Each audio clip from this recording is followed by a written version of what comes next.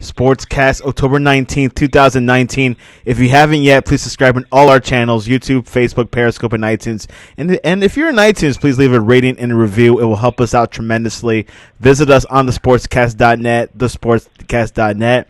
This episode is brought to you by InstaBible. Read your Bible on your iPhone. Visit the instabibleapp.com, instabibleapp.com. We're on a little bit of a Saturday break, sports break. A lot of things are going on in sports, college football, but also Major League Baseball. The New York Yankees are still in. They beat the Houston Astros last night 4-1, making the series 3-2. The series is heading back to Houston tonight, and we'll see what happens. But we got Caillou Borden to tell us what happened last night. Welcome. So Caillou, of course, you know the Yankees. We were up and down with them for the past couple of days, and they came back. They looked pretty strong last night. Are you feeling optimistic about them now? I am a little better now at 3-2. It's one batter at a time. Like I said before, it's like one inning at a time, one bat at a time. I still look. It's more hopeful. It's getting more optimistic for the Yankees. Obviously, the Yankees were able to save off a elimination for a night. It was really good. James Paxton was terrific. 6 innings, 4 hits, 9 strikeouts, 112 pitches, 72 strikes. He was able to stay in for the 6th inning, which I thought was really important. With a bullpen game coming up today, being able to go 18 outs instead of 15 outs, and that difference, having your bullpen only cover 3 innings opposed to 4, I feel like sets us up pretty well today. Tommy Kahnle got an out in that game. Britton got us through 1 2/3, and then Aroldis Chapman came to close it. But it was really good. That's why I say scoring in the first inning is really important because the Yankees scored 4 runs in the first inning. The Astros scored 1 run in the first inning, and that was it. That was the first postseason game in the history of postseason games that all the runs were scored in the first inning and not anything. So it was really in the first inning. Paxton was terrific. The Yankees made some great plays defensively, and that was really the difference in the game between Aaron Hicks and DJ LeMahieu. What was obviously, you know, we saw some changes, but what was the major change that you saw with the Yankees? Yesterday, I feel like the Yankees played really hard. Paxton was extended, like I said, from 5 2/3. I feel like him normally when he struggles, he goes 5. I feel like the difference was him going that extra inning between 5 innings and 6 innings. That's a huge because the Yankees bullpen, instead of having to cover 12 outs, cover 9, which sets them up well for today. I feel like that was huge. And also, I felt like Verlander was tired. He came out really struggling. We scored 4 runs in the first inning. And I feel like after that, he got progressively stronger as the game went on. So attacking him early, I felt like that was really good by the Yankees. Was the rain delay a factor for the Yankees? Did it help them out? It's possible. I mean, having an off day to maybe, like, get some of the struggling guys going. I'm not sure what really impact it made because the Yankees only really had 5 hits, so it's not like they were squaring Verlander up. I feel like the first inning was very important. They did hit 2 home runs off him, and I feel like they did really well in the first inning. They've been struggling with runs and scoring, but they only really had 2 opportunities. So it was really DJ LeMahieu getting that nice hit and Aaron Hicks and that good first inning. Because after that, Verlander, if you watch the game, after that, Verlander actually settled into this game really nice. And Paxton was terrific, and the Yankees bullpen did their job. Game 6 is tonight in Houston. What are your expectations? I think the Yankees actually have a better chance to win this game. They're facing Brad Peacock. The Yankees have done bullpens all year, so they're 11-4 when Chagrin starts. He's pitched 5 2/3. So the plan tonight, I think, for the Yankees is possibly get 2 innings from Green, a combination of 3 innings from Sessa and J-Hap, and then get 1 inning from Kahnle and 9 outs between Britton and Chapman. So they're going to get maybe 4 outs from Zach Britton and 5 outs from Chapman. And I think that the X factor in tonight's game will possibly be Gleyber Torres. And I also think that Aaron Judge and Hicks and also breakout game for Edwin Castillo, who's really been struggling this series. Have you ever seen a team come back from a this kind of deficit, from like 3-1 deficit? Have you ever seen that? You talking about sports, or you talking about in baseball in general? I've seen it in basketball, but has it been done in baseball? Oh, in baseball, it hasn't been done. It was done by the Cubs. It was done by the Cubs and Indians. It was done in terms of total baseball. Teams are researched with 13-73. It was done by the Cubs. The Yankees did it, but like in the 58, and not too much in the recent memory. But it's been done before, but not as much. Give us done in recent. If obviously you are kind of predicting the Yankees to win it. What is your score for tonight? What's your prediction score? I think we're going to see a lot of relievers, and the roof is closed, so that's obviously a factor in Houston with the roof. I think this is going to be one of those games where I think if Chad Green is struggling, I think you could see a lot of offense with Brett Peacock. I think you could see a lot of offense. But with a lot of pitchers, it could be tough. It could be tough with a lot of pitchers. So I think it could be like 6-4 because I think what you've seen a lot of pitchers. I think if it starts slow in the beginning, it could be a low scoring game.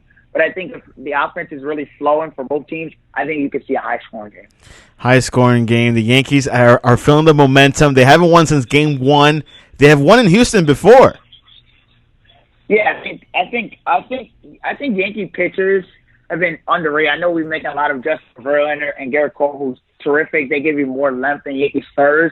I think Yankee starters have been underrated because in Game 1, Tanaka actually outpitched Zach Greinke. James Paxton outpitched Verlander last night. And I also feel like even though there was more pressure on him, you still want to end it when you can if you're Justin Verlander. And I also feel like the Yankees starters actually, to their credit, is giving up less runs. They want to lose them seriously because they're not hitting with runs. The Yankees are heading into Houston tonight. The game is around 8:30 p.m. Eastern. Should be pretty exciting. The crowd was pretty rowdy last night. Yankees left pretty optimistic. Hopefully they'll see them again in the World Series. If the Yankees do win this series, does Nationals have home field advantage or the Yankees? No, the Yankees have home field advantage. That should be... If the Dodgers would have won the series, then it would have been the Dodgers. But if the Yankees win the series, they have home field advantage. This is a good sign. I really hope, obviously, the Houston Astros are no joke. They're a beast.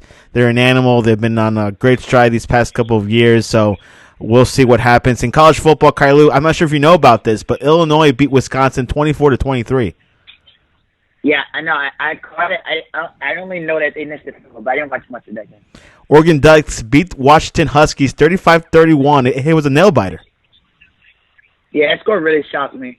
But I didn't really get to see much of that game either. Of course, it's a rivalry game. Of course, plays in Seattle. So, on paper, Oregon's way more talented than Washington. Yeah, that's right there. But, of course, when you're playing away in a rivalry, like the whole dynamics change. Tonight, big game, Michigan at Penn State, 7:30 p.m. Probably the biggest game of the weekend. Yeah, I think that game is going to be really huge. I'm also going to be watching that game as well, along with the Yankee game. I think that game is going to be really huge. I think Penn State should win that game. They're at home. Obviously, the coach James Franklin was really sounded like they were going to dang, and the crowd should bring it tonight. I think they should definitely win that game today. And of course, they're at home. I think. Yeah, it should be at home. And my friend that's there, he was saying that it's a white-out weekend. I guess everyone's going to wear white at the game, so it should be pretty exciting. And of course, tonight, 9 p.m., we'll be live tweeting Alabama, Tennessee. Yeah, Alabama for sure. Amari Cooper is still questionable for tomorrow's game. It's going to be a huge deal for Dallas. Yeah, I think it's going to be a huge game for Dallas. Coming off those 3 straight losses, you started off 3, and now everybody expecting you guys to win the Super Bowl. So I press guys to give MVP. I think it's a really huge game. It's a divisional game. You also want to have the tiebreak. It looks like it's going to be a 2-team division race. I think that's going to be a huge game for both teams. And, of course, they'll be playing the Eagles in Dallas. So it's an NFC West divisional game.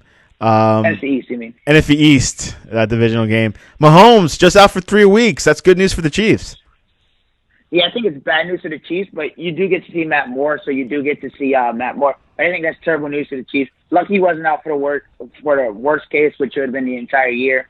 So that's possibly best case scenario. The fact that you shut him down for a couple of weeks. Obviously, you never want to miss time at Patrick Mahomes. The football world would love to see him, but luckily it's not the whole year, and the Chiefs should be fine without him because Andy Reid's had some successful backup quarterbacks in the past. So luckily it wasn't the worst case scenario for him. Yeah, not the worst case scenario. Of course, he'll be back in a number of weeks. We'll see what Matt Moore is all about. He played for the Dolphins for the past couple of years, so we'll see what happens. Caillou, Borden, this is a short sportscast. I just wanted to get your gist of what happened last night with the Yankees. It was very emotional for me because I watched like all the game, and you were not that excited. You're like, they may not win, last night, but they did it. Yeah, they did. I was very impressed. Anyways, Caillou, how can people reach you to follow you for the Yankees game? They can reach me at Caillou Borden 12 on Twitter and also on Instagram at the same handle. Big day in sports. Caillou, I appreciate you coming on. Thank you. We got Caillou Borden, of course, is the first half. Let's see if Justin Riley is available. There's a couple of scores out there that's happening right now, like Georgia, Illinois beating Wisconsin, and of course he's going to prep for the Alabama match against Tennessee, which not much is going to happen there. Well, as we always predict, but you never know with these SEC games. You've reached Justin Riley is not available, but it's okay. Tonight we got a few games: Michigan at Illinois, and of course Alabama and Tennessee will be playing at Bryant-Denny. 9 p.m. game, 8 p.m. Central, so it's a pretty late game in Tuscaloosa tonight. Pretty exciting day for sports. Tyler Knapp showed up. He watched the game against the Huskies, Oregon versus Huskies, which they won 35-31. Pretty excited about that. But you can visit us on thesportscast.net and follow our Twitter at thesportscast1. We see a lot of action there because we live tweet games. Really excited. We interact with users like yourselves, and really, really pumped to see what users have to say about games. And hey, it's sports Twitter. It never gets old. And actually, let me try one more thing. Let me try Ryan Krista. You never know with him. He might be available. He hasn't been vocal since the LSU match, LSU-Florida. So, which Florida won today. Florida beat South Carolina 38-27. So it was a pretty intense match. Florida's number 9. So let me read you some scores. Clemson beat Louisville 45-10. You have reached the voicemail box. It runs out there. 45-10. Oklahoma beat West Virginia 52-14. Minnesota beat 42-7 to Rutgers. Appalachian State, they're ranked number 24, beat Louisiana Monroe 52-7. SMU continued their strides, beating Temple 45-21. Baylor University right now is currently going to win against Oklahoma State 45-27. Utah 7, Arizona 0. Georgia and Kentucky are still 0-0. Texas is up 7-0 against Kansas. And we have a couple games tonight, so pretty excited.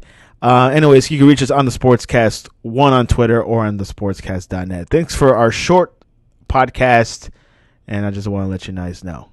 God bless, and enjoy your Sports Saturday.